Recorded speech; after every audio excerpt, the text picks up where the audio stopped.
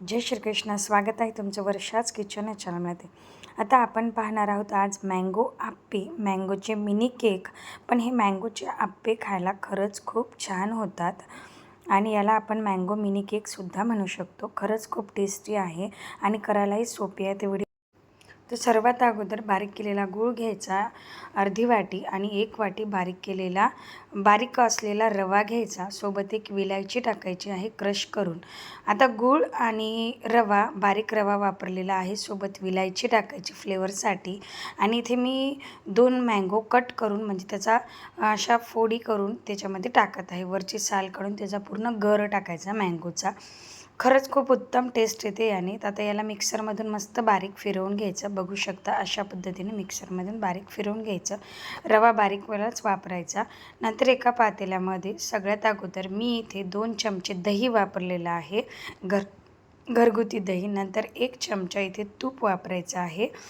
साधारण मेल्टेड नाही वापरलं तरीही चालतं. मी इथे 2 चमचे तूप वापरायचं आहे आणि 1 वाटी आपलं गव्हाचं पीठ घ्यायचं आहे. हे चाळून घेतलेलं आहे गव्हाचं पीठ.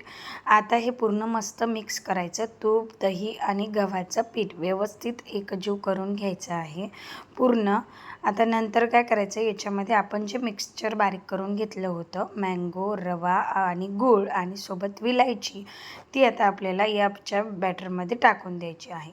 त्या मिक्सरच्या भांड्यामध्ये थोडंसं रूम टेम्परेचरवालं दूध जे असतं, जास्त थंडही नाही आणि गरमही नाही, ते दूध टाकायचं. साधारण इथे 1 वाटी दूध अगोदर वापरायचं.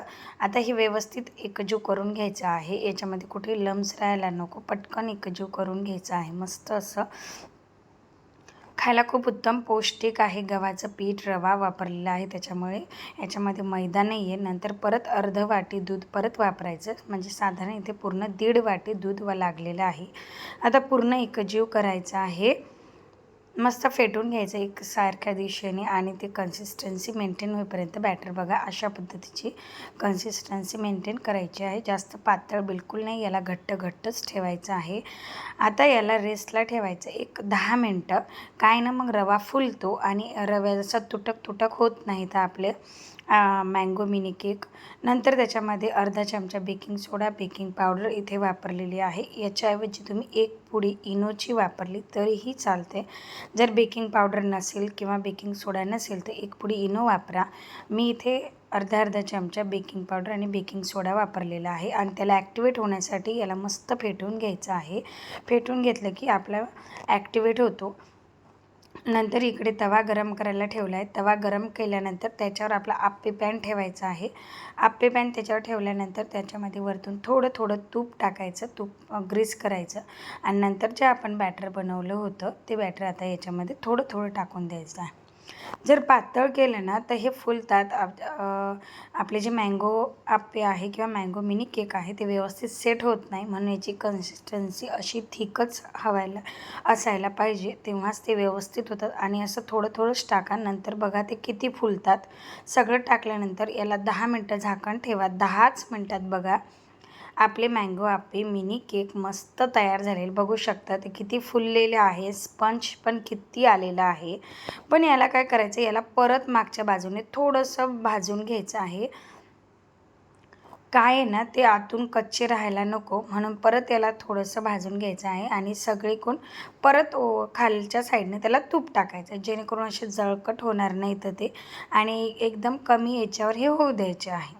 ओव्हन नसलं तरी पण आपण इतके मस्त असे हे तयार केलेले आहेत मँगोचे मिनी केक. झटपट मुलांनाही पौष्टिक असे तयार होतात. त्यामध्ये फारसा वेळही नाही लागत. बघू शकता काय मस्त कलर टेक्स्चर त्याला आलेलं आहे.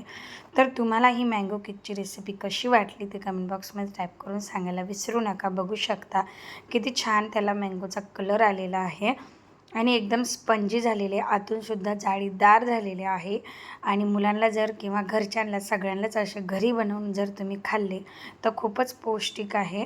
ही रेसिपी एकदा नक्की ट्राय करा आणि कशी झाली कमेंट बॉक्समध्ये टाईप करून सांगायला विसरू नका. आणि अशा छान रेसिपीसाठी आपल्या या चॅनलला लाईक, शेअर, सबस्क्राईब करा.